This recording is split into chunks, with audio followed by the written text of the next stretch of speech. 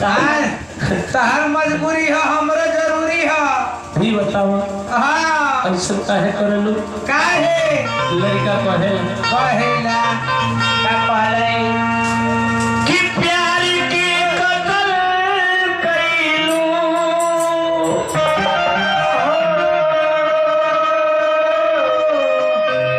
नफरत के छुरी से। ए चंपा, हाँ ए मैडम याद कर हाँ किशोरा वाली काजलिया इतना धोखा देबू कि प्यार की कदर कइलू,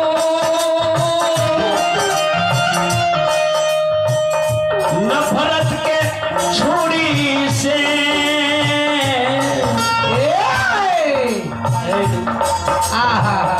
दिल से विसार दिहलू हे पुष्पा। काहे से टाका कोई कौन मजबूरी से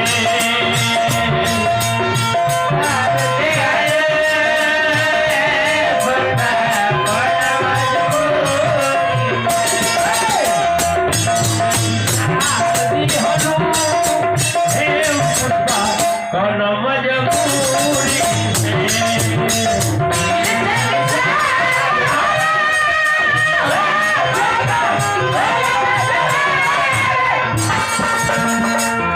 बुझना देखो तो मुझे आता नहीं है, बस तेरे सिवा कोई और मुझे आता नहीं है।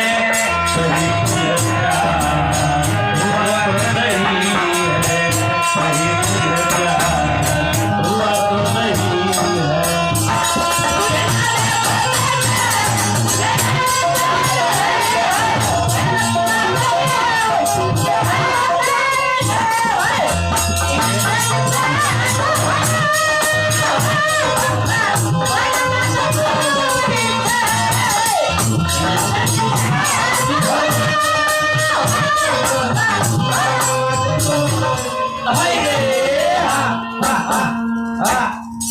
जमाना में ऐसा हो रहा बा, जब संपत्ति लूटल समय समाप्त हो जाला तब बदल जाए लोग।